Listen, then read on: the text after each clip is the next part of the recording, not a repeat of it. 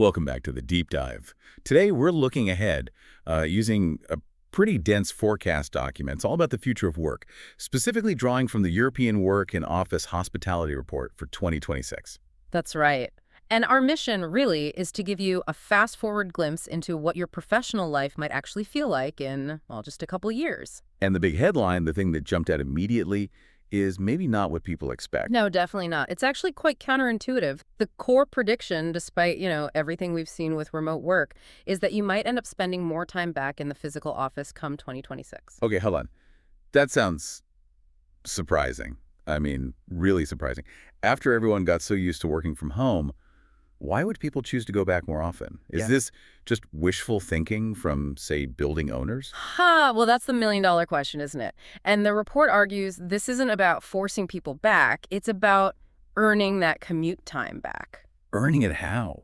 By making the office environment profoundly different, significantly better, more welcoming, much more comfortable than the old setups we remember.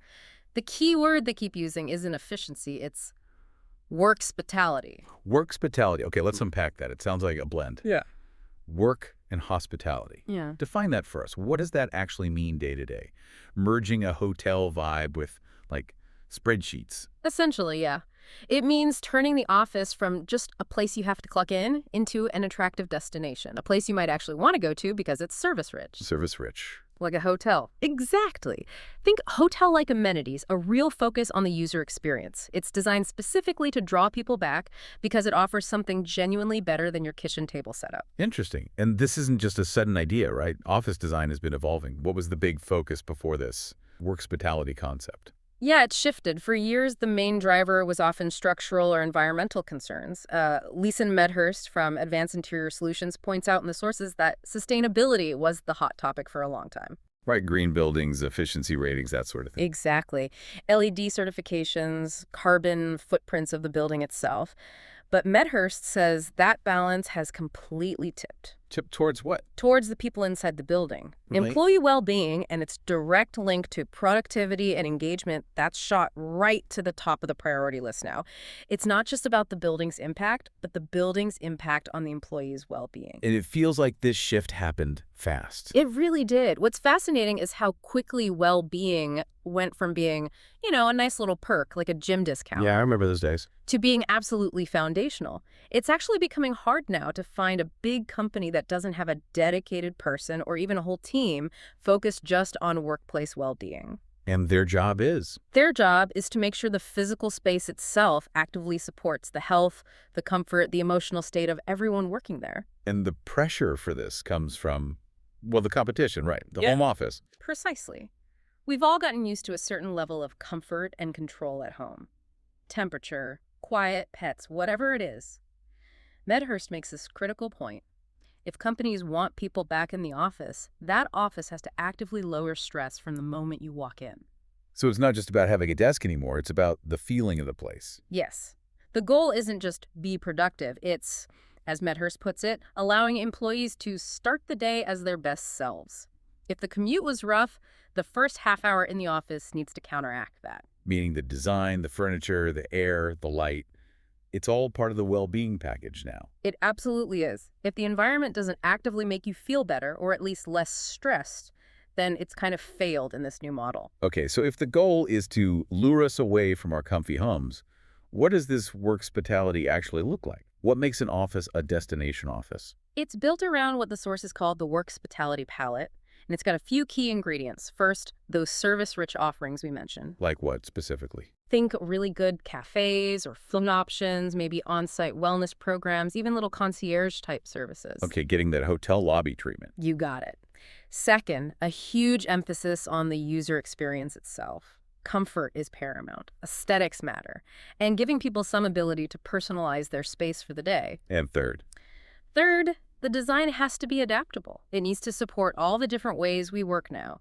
Not just rows of desks, but spaces that can easily shift between, say, quiet-focused work and lively group collaboration. I can see how the service part immediately signals something different. Yeah. If I walk in and the coffee is genuinely great, maybe better than mine at home, and there's a comfortable chair that isn't my sofa, That's a small thing, but it feels like an investment. It's strategic comfort, exactly. The report talks about stylish, higher-end furniture, dedicated lounge areas that are actually meant for relaxing or casual chats, not just waiting, even luxury touches and materials and lighting. Why the focus on luxury? It's not just about being fancy. It's about creating a sense of community, making work feel less transactional, and building trust. When a company visibly invests in your comfort, it sends a message that they're investing in you long term. But making this happen requires big changes to the actual building layout, right? Are we really saying goodbye to the assigned desk? For a lot of knowledge workers, yes. The report suggests the fixed assigned desk is becoming a thing of the past. The infrastructure is moving fast towards flexible layouts. Okay, flexible sounds good, but it can also mean chaos, can't it? How do you make sure people find the space they need, especially if they need quiet or privacy? Ah, that's where technology comes in. They're talking about integrating AI-powered analytics pretty heavily. AI, to watch us work. Not exactly surveillance in the creepy sense. It's more about optimization. The AI looks at real-time data, like which zones are busy, what types of spaces people are actually using, how long they stay, to help manage the space better day to day. So the tech helps the space adapt to us, instead of us having to fit into rigid boxes. That's the idea. It helps predict needs and optimize how the flexible spaces are allocated, making sure there's enough quiet space, enough meeting space, and so on. And we're also seeing more nature indoors, aren't we? Biophilic design. Yes, absolutely. Biophilic design bringing natural elements like plants, natural light, wood, stone into the office is huge in this work-hospitality concept. Why is that so central? Because the data is pretty clear. Being around natural elements reduces stress, it helps cognitive function, it even speeds up recovery from mental fatigue. If you're asking people to spend more time in the office, that office needs to feel healthy and, well, natural, not just a sealed box. Okay, so tying this all together, that initial surprising prediction about spending more time in the office, it only really makes sense if the whole experience is radically different. Exactly. If the office can't offer something tangibly better, more connection, better amenities, a more stimulating or calming environment depending on need than my home setup, why would I make the commute? So the space has to deliver real value.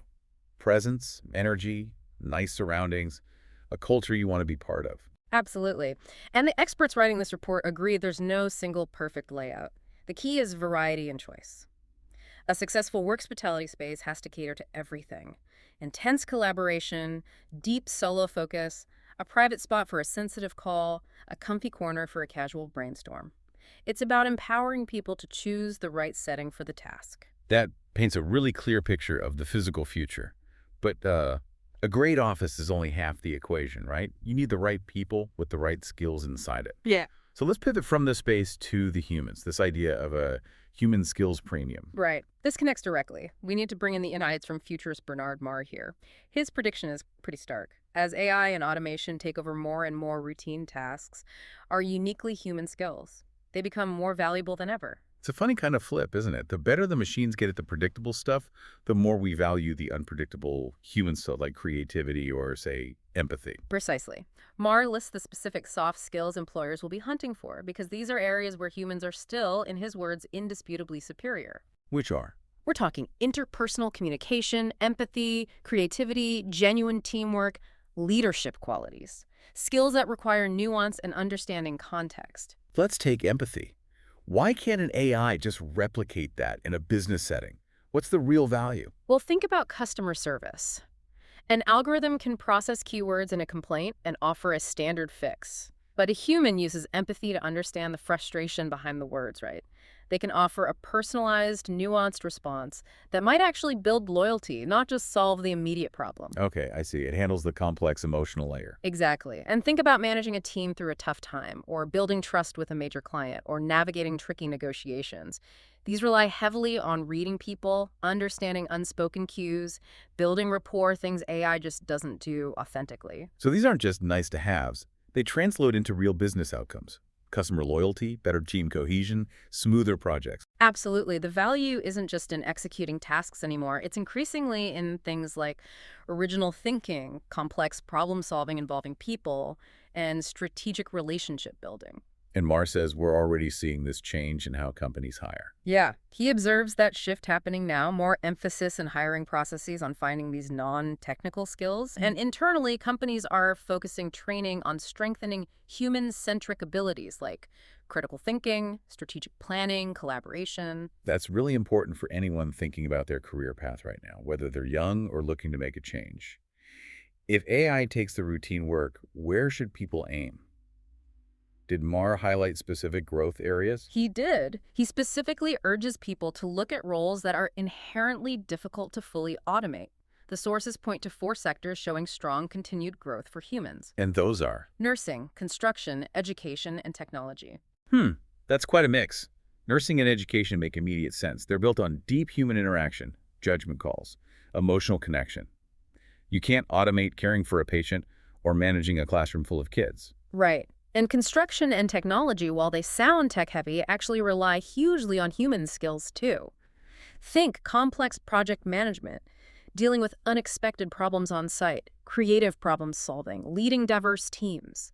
You need a human site manager, not just a robot, to handle the unpredictable variables and manage the crew. So even in tech, it's the human leadership and creative problem solving that remain crucial. Exactly. In all these fields, judgment, creativity, adaptability, and leadership are key. Okay, it really feels like two sides of the same coin then. For 2026, companies invest heavily in making the place amazing workspitality.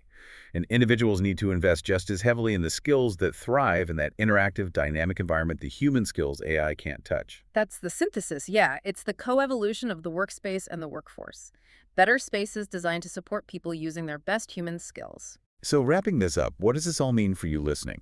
We've seen 2 big shifts predicted for 2026.